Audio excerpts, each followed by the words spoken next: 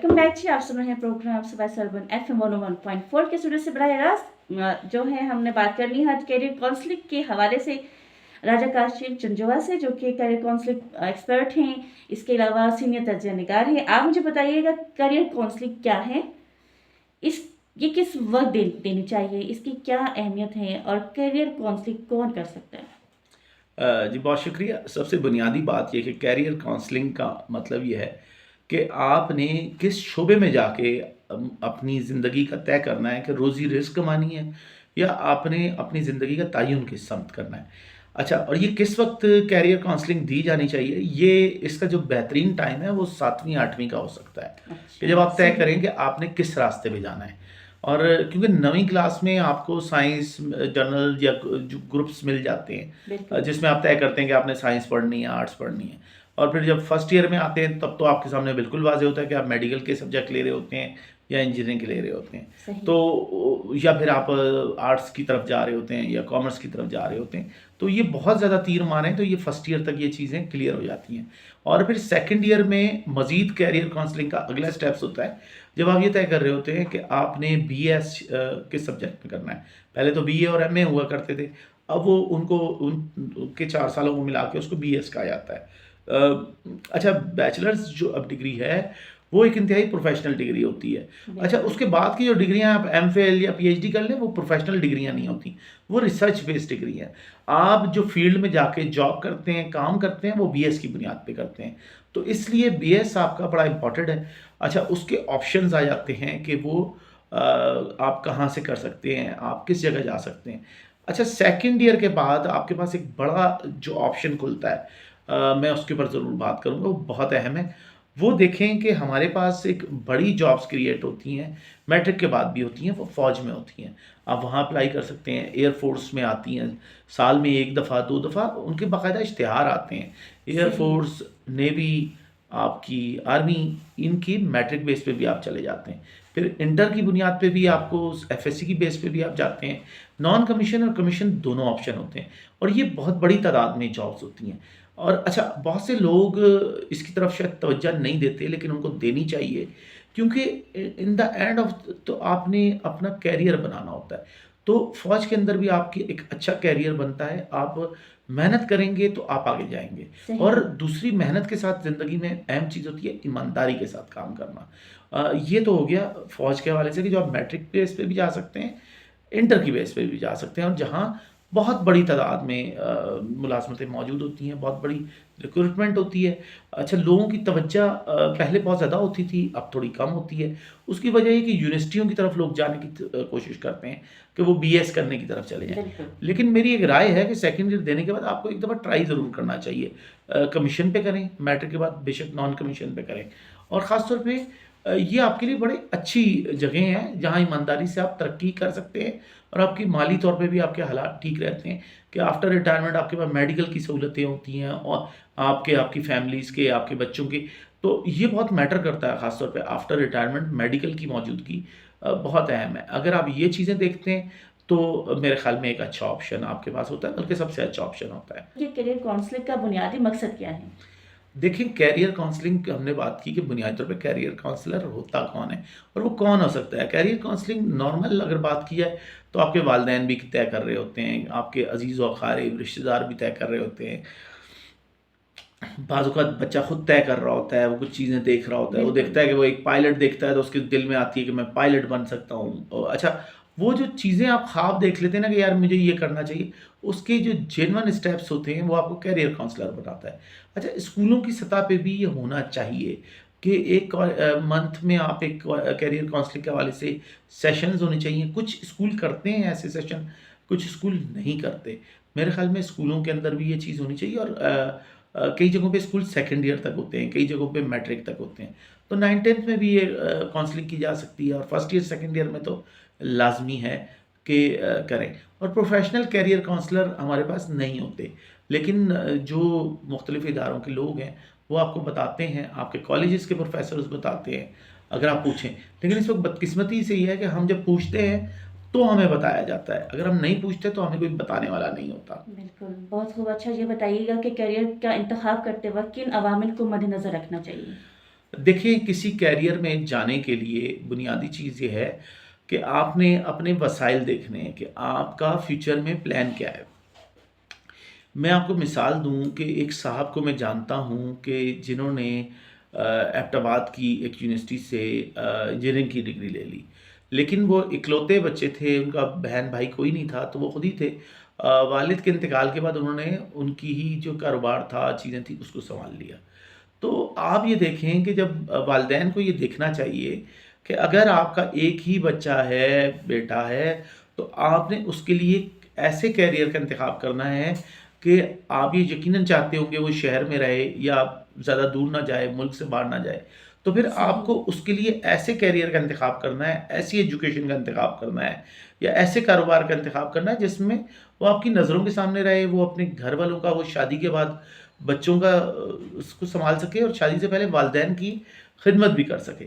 लेकिन आपका बच्चा जो है, एक से ज़्यादा बच्चे हैं, 4-5 बेटे हैं आपके या 2 हैं, 3 हैं, तो आप फ़ैसला कर सकते हैं कि उन में से किसी को ऐसी तालीम दिलाई जाए कि जो चाहे मुल्क से बाहर भी जा सकें और कुछ भी कर सकें। तो ये बड़ा आपकी हर किसी शख्स की फैमिली की जो स्ट्रक्चर है वो डिफरेंट है। अब जैसे सही। आपसे मैंने कहा कि वो लड़के के वालिद का इंतकाल हो गया, अब वालिदा थीं। अब वो वालिदा के साथ उसके पास क्या ऑप्शन है? फिर शादी की तो बीवी बच्चे हो गए। अब वो मसला ये है कि वो उसकी जो डिग्री है वो तो ख़राब चली गई ना, वो ज़ाया चली गई। उस पे जितने उसने लाखों रुपए लगाए, सही। उसने 3-4 साल उसने मेहनत की।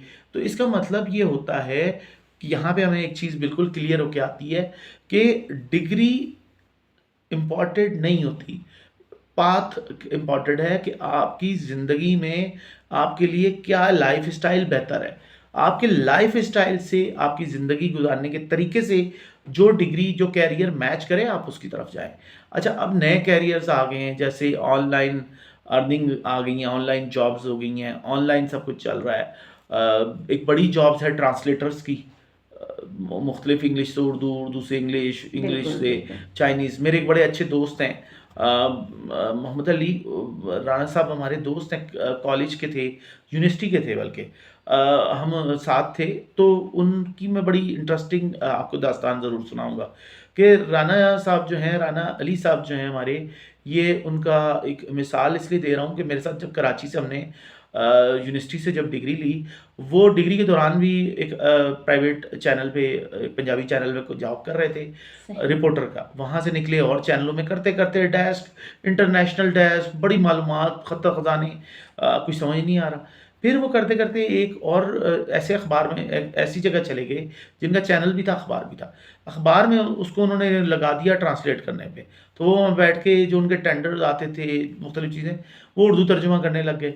वहाँ तर्जुमा करते-करते मुझसे बात हो रही थी, तो कहने लगे, यार मैं इसका मतलब है कि बाहर से काम भी पकड़ सकता हूँ। तो उन्होंने ऑनलाइन भी मुख्तलिफ अकाउंट्स बनाए, मुख्तलिफ वेबसाइट्स पे। वेबसाइट्स हैं बहुत सारी ट्रांसलेशंस की, कैफ़े ट्रांसलेटर, कुछ अगर मैं नाम गलत दे रहा हूँ, बहुत सारी ऐसी वेबसाइट्स हैं। वहाँ पे आप एक दफ़ा रजिस्टर हो जाएँ, आपको अकाउंट्स वो आ रहे होते हैं। अच्छा, बिडिंग भी होती है, बोलियाँ लगती हैं। आप कहते हैं जी मैं $100 में काम करूँगा, दूसरा कहेगा सही। मैं $90 में करूँगा। आप $100 के साथ लिखते हैं मैं 10 दिन में काम करूँगा। सही। दूसरा बंदा कहता है जी नहीं मैं $150 में करूँगा, मैं 3 दिन में करके दूँगा। सही। तो ये बिडिंग होती हैं। अच्छा, फिर काम का सैंपल मँगाया जाता है, कुछ कुछ के अपने टेस्ट होते हैं, जो बाहर की कंपनियाँ हैं पूरी दुनिया में। तो ये वो मैं आपको जॉब्स बता रहा हूँ कि वो करते-करते उन्होंने जब अपना काम शुरू किया, तो उन्होंने बहुत सारी चीज़ें सीखी। वो उन्होंने अपना फाइलर थे, वो एफबीआर में खुद हुए। वहाँ उन्होंने देखा कि फ्रीलांसर्स को तो बाकायदा गवर्नमेंट टैक्स में भी छूट देती है। फिर वो एक एक्सपोर्ट का एक उनका सर्टिफ़िकेट बनता था, उन्होंने बनाया। यानी कि देखिए, पढ़ा-लिखा होने का ये फ़ायदा है कि वो सारे काम उन्होंने मेहनत से किए और मैं समझता हूँ कि वो पैसे अच्छे कमाने लग गए। साल के उन्होंने 20-22 लाख रुपए कमाए, उस पे टैक्स भी उन्होंने खुद दिया। आप सोचें कि सिर्फ़ ट्रांसलेशन जॉब से एक बंदा 20-22 लाख रुपए सालाना कमा सकता है। अच्छा, फिर वो सही। काम कभी कम ठंडा हो जाता है, कभी तेज़ होता है। अच्छा, बाहर मुल्क की ऑनलाइन इंग्लैंड की कितनी कंपनियों का उनके पास काम आए, ये प्राइवेट जितनी टैक्सियाँ चल रही हैं, उनकी ट्रांसलेशनें, तर्जुमे उर्दू के, पता नहीं कहाँ उन्होंने काम कर लिया। हालाँकि कई जगहों पे निकाहनामों के तर्जुमे भी करते रहे वो बैठ के। अच्छा, सही। पंजाबी ट्रांसलेशन भी कर लेते थे। तो कहने का मकसद है कि एक शख्स मेहनत करे, ये वो शोबा है जिस पे लोग बात नहीं करते, लोगों को नहीं पता। लेकिन ट्रांसलेशन बहुत बड़ा काम है। ये कॉपी राइटर्स हैं, ये काम करते हैं और अभी भी मेरी उनसे बहुत कम बात होती है। लेकिन जब बात हुई तो उन्होंने कहा मैं बड़ा मुतमईन ज़िंदगी गुज़ार रहा हूँ। मेरे साथ के जो लोग जॉब करते थे, वो जॉब करते रह गए टीवी चैनल्स में। उन्होंने कहा मैं अपना जब रात के 2 बजे उठता हूँ, अपना काम शुरू कर देता हूँ, मेरे पास जो काम आया है। सही। हो सकता है मैं 2 दिन लगातार बैठ के काम करूँ 24 घंटे और उसके बाद मेरी जॉब चली जाए। मतलब मैं जॉब डन कर दूँ, उनको मैं भेज दूँ।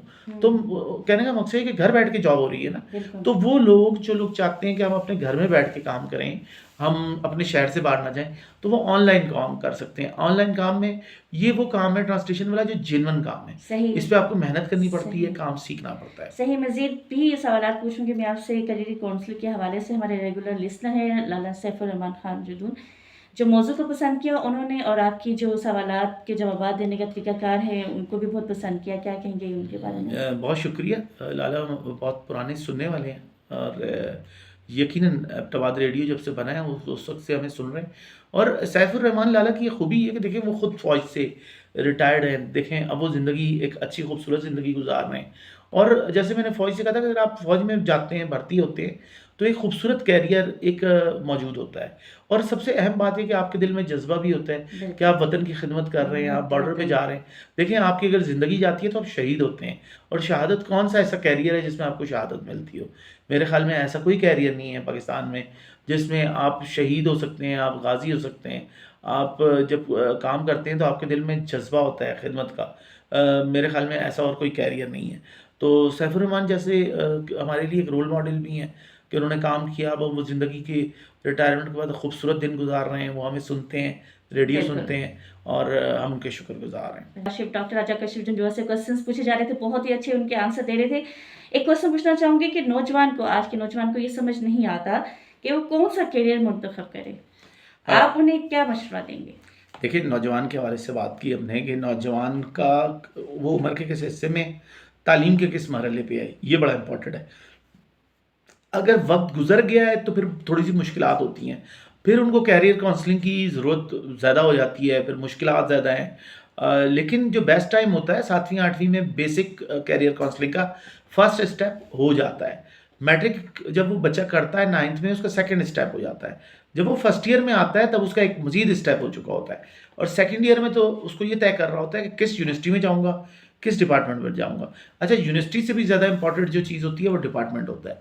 अगर हम बात करें नौजवानों को जो मैथ पढ़ रहे हैं, जिनका इंटरेस्ट है, उनको इस वक़्त सबसे ज़्यादा जिस शोबे की तरफ रुझान है, जहाँ जॉब्स बहुत ज़्यादा क्रिएट हो रही हैं, वो कंप्यूटर साइंस है। सही। आप कंप्यूटर साइंस में भी अच्छा हम कह तो देते हैं कंप्यूटर साइंस या सीएस। सीएस कहना आसान है लेकिन सीएस में बहुत सारी जॉब्स हैं। साइबर सिक्योरिटी एक पूरा एक बीएस प्रोग्राम है। साइबर सिक्योरिटी की भी बड़ा फ्यूचर है।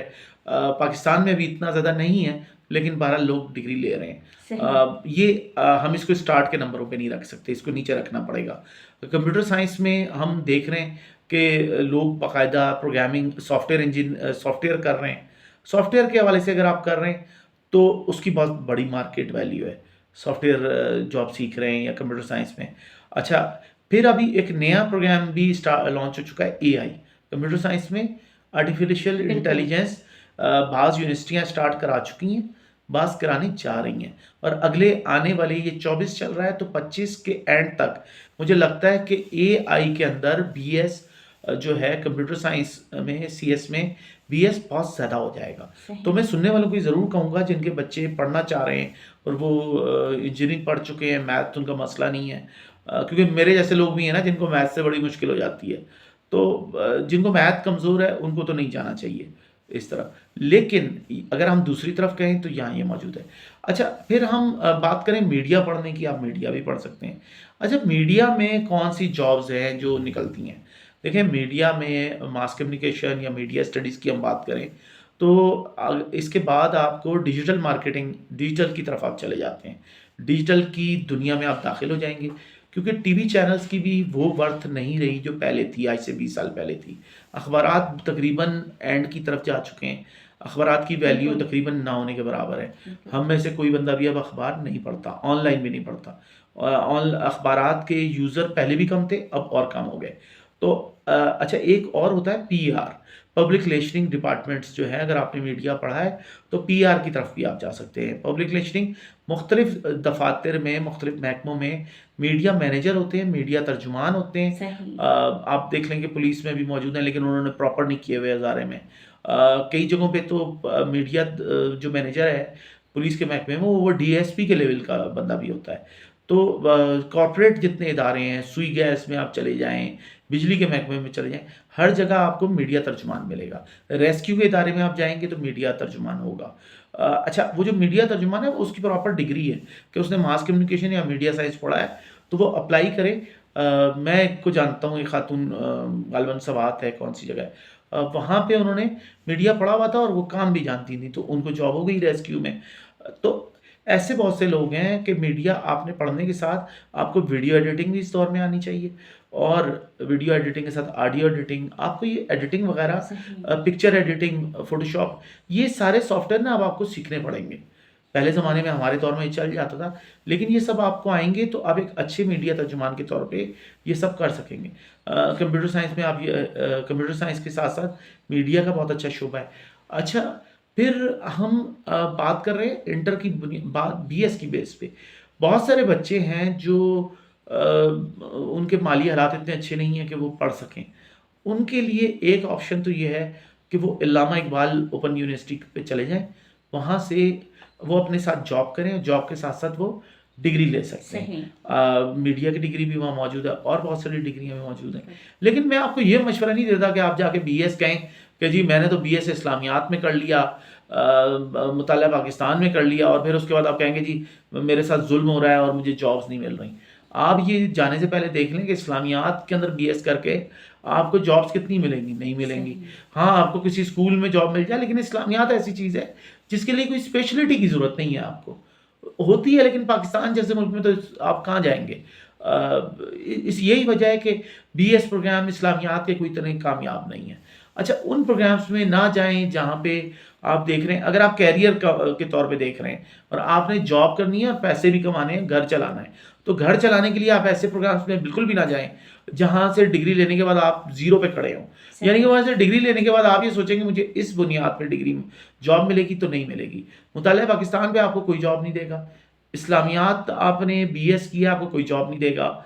इसी तरह से आप, क्योंकि इस्लामियात का तो ये है कि लोग दरस निज़ामी करते हैं ना, 8 साल का जो दरस निज़ामी किया हुआ है, जॉब उसको मिलेगी, उसको जॉब क्या मिलेगी, कोई मदरसा मिल जाएगा, कोई उसको मस्जिद में इमाम चला जाएगा। ये भी एक बहरहाल बहुत अच्छा ऑप्शन है। अगर आपके पास आपका रुझान मज़हबी रुझान है, तो मैट्रिक के बाद आप अपने बच्चे को दरस निज़ामी करा सकते हैं। बहुत से लोग कहते हैं कि यार कैरियर पे कहाँ चले जाएँ, तो दरस निज़ामी कराएँ। हाँ, ये दरस निज़ामी के बाद उसको कोई मस्जिद मिलेगी। अब ये उसका नसीब है कि छोटी मस्जिद मिलती है, कोई जामे मस्जिद मिलती है, वो किस तरह ज़िंदगी गुज़ारता है, लेकिन बहरहाल उसको जॉब मिल जाएगी, उसको उसकी एक फ़ील्ड में उसका कैरियर स्टार्ट हो जाएगा दरस निज़ामी की बुनियाद पे। अच्छा, इसी तरह से मैट्रिक करने के बाद पॉलिटेक्निकल के डिप्लोमास होते हैं, 3 साल की एसोसिएट प्रोग्राम्स हैं, 3 साल के डिप्लोमे हैं। हर शहर में मौजूद हैं। पंजाब में आएँ तो टोयोटा करा रही है, एबटाबाद में आप आ जाएँ तो यहाँ पे कॉलेजेस में मौजूद हैं। वहाँ पे आप जाएँ, देखें, इलेक्ट्रिक का डिप्लोमा हो रहा है, आपको इलेक्ट्रीशियन बनने का है, आपको प्लम्बर बनने का 3 साल का डिप्लोमा है। आपको ये सारे डिप्लोमे हैं। इसके बाद आपको बीटेक करने की ज़रूरत नहीं है, क्योंकि देखिए बीटेक आप करना चाहें तो आप कर लें, 2 साल का बीटेक है, 3 साल का।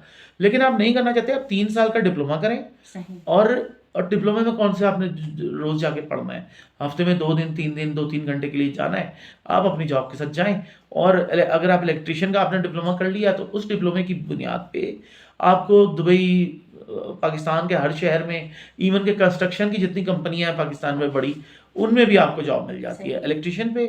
इसी तरह सिविल और मैकेनिकल कंस्ट्रक्शन के और बहुत सारी, आप वहाँ जाएँ, 8-10 किस्म के डिप्लोमे हो रहे हैं 3-3 साल के। तो मैट्रिक के बाद अगर आपके पास माली हालात आपके अच्छे नहीं हैं, आपके पेरेंट्स चाहते हैं कि आपकी ज़िंदगी अच्छी गुजरे, तो खुदा के लिए बीएस करने की फिर कोशिश ना कीजिए।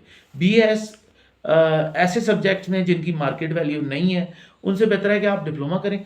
अच्छा, इन डिप्लोमा के अलावा मैट्रिक की बेस पे, इंटर की बेस पे ओटी के डिप्लोमे होते हैं। ऑपरेशन थिएटर के अंदर यानी कि वो जो बेहोश करते हैं, उसको पता नहीं क्या एक लफ्ज़ इस्तेमाल होता है, उसका डिप्लोमा हो रहा है। आपको डिप्लोमे मेडिकल के शोबे में बड़े डिप्लोमे आपको मिल जाते हैं 3-3 साल के, और ये मतलब यू मेडिकल कॉम्प्लेक्स कॉलेज से भी हो रहे हैं, आपको प्राइवेट मेडिकल कॉलेजेस से भी हो रहे हैं, बहुत सारे लोग करा रहे हैं। आप ये सब कर सकते हैं और आपकी ज़िंदगी खूबसूरत बन सकती है। सही। अच्छा ये बताइएगा डॉक्टर साहब कि हमें करियर काउंसलिंग के दौरान वालिदैन का क्या किरदार होना चाहिए? देखिए, वालिदैन का किरदार ये है कि वालिदैन ने ये तय करना है कि उन्होंने अपने बच्चे को पाकिस्तान में रखना है, अपने शहर में रखना है, या वो समझते हैं कि वो बच्चे को कहीं भी भेज सकते हैं। अगर वो समझते हैं कहीं भी भेज सकते हैं, तो वो जो कोर्सेज़ हैं, जो प्रोग्राम्स हैं, जो डिग्री प्रोग्राम्स हैं, उन प्रोग्राम्स में दाखिल करें कि जहाँ वो बाहर भी जा सके। लेकिन सही। अगर वो चाहते हैं कि वो मुल्क में रहे, उनकी नज़रों के सामने रहे, तो बेहतर ये है कि उसको फिर वो डिग्रियों की तरफ, उन डिग्रियों की तरफ लेके जाएँ कि जो उनके सामने रहे बच्चा और ये रहे। वालिदैन के लिए ये सबसे अहम बात ये है। और बाज़ वालिदैन ने ये तय कर लिया कि जी एमबीबीएस कराएँगे। अच्छा, एमबीबीएस नहीं होता तो उसके बाद और ऑप्शन भी होते हैं। अगर सरकार में, क्योंकि हम सरकार से करते हैं ना ज़्यादातर लोग, बिल्कुल। अगर नहीं हो रहा तो आप बीडीएस में चले जाएँ, डेंटल में। सही। डेंटल में भी ऑप्शन अच्छा होगा। अच्छा, डेंटल में भी नहीं हो रहा तो डी फार्मेसी में चले जाएँ। 5 साल की आपकी जो फार्मेसी की डिग्री है, वो आपको इस काबिल बनाती है कि आपको अच्छी कंपनियाँ ले लेती हैं। सही, इवन बिल्कुल। कि आप जो मेडिकल कॉलेजेस हैं, जहाँ से आपने डिग्री ली है, आप वहाँ पे भी पढ़ा सकते हैं। बिल्कुल। डी फार्मेसी के बाद आप एजुकेशन मज़ीद हासिल करें और आपकी ज़िंदगी खूबसूरत हो सकती है। डी फार्मेसी बहरहाल एक बहुत अच्छी डिग्री है। मैं समझता हूँ कि वो एमबीबीएस से बेहतर है। एमबीबीएस करने के बाद आप, अच्छा, एमबीबीएस करने के बाद आपकी ज़िंदगी नहीं रहती। यानी कि वो आपकी ज़िंदगी, पर्सनल लाइफ़ ख़त्म। और जो वालिदैन बच्चे को चाहते हैं कि वो डॉक्टर बने, एमबीबीएस बने, फिज़िशियन बने, उसको उनको पहले ये सोचना चाहिए कि इसकी बाकी ज़िंदगी नहीं होगी। वो ईद वाले दिन भी ड्यूटी करेगा अस्पताल में, यानी कि ऐसा ही है, आप, और बिल्कुल। रात को 2 बजे भी इमरजेंसी में बिल्कुल। वो ऑन कॉल होगा। अगर कोई बच्चा, बच्ची, लड़का, लड़की ये चाहते हैं कि ज़िंदगी में पीस हो, अमन हो, सुकून से वो रात को नींद सोएँ और ईद के दिन, छुट्टी के दिन घर में गुज़ारें, तो उनको एमबीबीएस करके नहीं करना चाहिए। उनको बीडीएस कर लें। बीडीएस में फिर भी कोई दाँतों में मसला होगा तो कोई आपको ऐसे वक़्त तंग नहीं करेगा ईद के दिन। बिल्कुल। लेकिन एमबीबीएस का मतलब है ज़िंदगी, आपकी पर्सनल लाइफ़ ख़त्म हो चुकी है। और ये बाज़ वालिदैन ये करते हैं, बच्चे चले जाते हैं इमोशनल होके, बाद में रो रहे होते हैं। आप मेडिकल के शोबे में देखें, कई लड़कियाँ दुखी नज़र आएँगी। लड़कियाँ क्यों छोड़ देती हैं मेडिकल का शोबा, आपने कभी सोचा है? डिग्री करती हैं, नहीं करती प्रैक्टिस। उसकी वजह है कि वो ईद के दिन जॉब नहीं करना चाहती। सही। 100 में से 50 लड़कियाँ छोड़-छाड़ के घर बैठ जाती हैं। तो ऐसी लड़कियों को चाहिए कि कोई और डिग्री कर लें, बीडीएस कर लें, फार्मेसी पढ़ लें, कोई और सब्जेक्ट पढ़ लें। यार खुदा के लिए एमबीबीएस का पीछा छोड़ देना चाहिए अब उन लोगों को कि जो सिर्फ इमोशनल होके कर रहे हैं। सिर्फ और सिर्फ टाइम वेस्टेज, माँ-बाप के पैसे ज़ाया करना, और हुकूमत सरकारी कॉलेजों में जो लड़कों को पढ़ा रही है मेडिकल में, उसमें लड़कियों की अक्सरियत है और उनकी अक्सरियत जॉब फील्ड में नहीं आती। फील्ड में ना आने का मतलब है कि आपका तो पैसा ज़ाया हो रहा है, वो टाइम ज़ाया हो रहा है हुकूमत का, प्राइवेट सेक्टर का। और ये पाकिस्तान में वालिदैन की ज़िम्मेदारी है कि वो बच्चों को ऐसे खौफनाक सब जगह पे ना डालें जहाँ उनकी ज़िंदगी का ख़ात्मा हो जाता है। पर्सनल लाइफ़, उनकी खुशियाँ ख़त्म हो जाती हैं, खुशियाँ छीन ली जाती हैं। क्योंकि वो देखें, वो खुशियाँ लोगों को दे रहे होते हैं, तो उनकी अपनी खुशी कोई नहीं होगी। अगर आप लोगों के लिए ज़िंदा रहना चाहते हैं, सोसाइटी के लिए, तो आप डॉक्टर बनें, वरना ना सही, बनें। सही है। ठीक है जी, चलते हैं इसी के साथ एक गीत की जानिब। कहीं जाइएगा नहीं, हमारे साथ रहिएगा। एक बार फिर से प्रोग्राम में खुशामदीद। बात हो रही थी करियर काउंसलिंग के हवाले से। आपने बहुत अहम नुकात पर रोशनी डाली। आखिर में आप क्या कहना चाहेंगे? आपका क्या पैगाम है करियर काउंसलिंग को लेकर? कैरियर काउंसलिंग पे मैं यही कहूँगा कि बुनियादी बात ये है कि बच्चों की लिए उनका मुस्तकबिल, उनका पेशा बड़ा अहम है। अगर आप माली तौर पे बहुत वेल ऑफ है और आपको ज़रूरत ही नहीं है बच्चे को किसी काम पे डालने की, और आप चाहते हैं वो घर में ही रहे, और आपकी कोई ज़मींदारें हैं, ज़मीनें हैं, वो सँभालना चाहे, तो आप फिर उसको उस तरह की कोई एजुकेशन दिला दें। आपने ये आप इमोशनल होके उसको डॉक्टर, इंजीनियर ना बनाएँ, उसको वो बनाएँ जो आपके करीब है। जो आपका काम-धंधा है, जो आपका बिज़नेस है, अगर आपकी दुकान है, आपको लगता है वो अच्छी चलती है, आप उससे अच्छे पैसे कमाते हैं। एक बेकरी वाला है, उसकी जॉब अच्छी चलती है, उसको चाहिए अपने बच्चे को पाकिस्तान में किसी भी जगह से बेकरी के कोर्सेज़ करा दे, या उसको डिग्री करा दे, टूरिज़्म पे करा दे, कोई ऐसी डिग्री करा दे जिसमें खाना पकाने का हो। जैसे पिथम है, पिथम कराची में भी है, सवात में भी है। पिथम में खाना पकाने के तरीके सिखाए जाते हैं, खाना सही। पकाना। तो बच्चे को खाना पकाना सिखा दें। तो वो एक अच्छा कुक बन जाएगा। कुक की बहुत बड़ी मार्केट है और आपकी अपनी बेकरी है, आप अपना रेस्टोरेंट शुरू कर दें। सही। जिन लोगों के रेस्टोरेंट है वो ऐसी डिग्रियाँ कराएँ या एमबीए करा दें कि वो फ्यूचर में ऐसा कर सकें। देखें ये फ़ील्ड है, पैसे ज़ाया ना करें, अपने बच्चों के मुस्तकबिल से ना खेलें और लड़कियाँ हैं तो लड़कियों को भी एजुकेशन दें, ऐसी दें कि वो आगे भी घर बैठ के भी जॉब कर सकें, ऑनलाइन कमा सकें। ये बड़ा इम्पोर्टेंट है और पैसा कमाना रिस्क है, हलाल ऐन इबादत है, नोट पे लिखा होता है और यही हमारी बुनियादी चीज़ है। सही। जी, बहुत शुक्रिया कि आपके प्रोग्राम में भी आपने हमेशा की तरह बहुत ही मुफ़ीद मालूमात फ़राहम की, प्रोग्राम इख्तिताम को पहुँचता है अपना प्रोग्राम सुबह सरबन आप सुन रहे थे एफ़एम 101.4 के स्टूडियो से बराह रास्त पेशकश मोहम्मद औन उस्मान की, इंजीनियर महमूद अहमद, आपकी मेज़बान फ़रीदा हसन, तज़िया निगार डॉक्टर राजा काशिफ़ जंजुआ के साथ हमें इजाज़त दीजिए।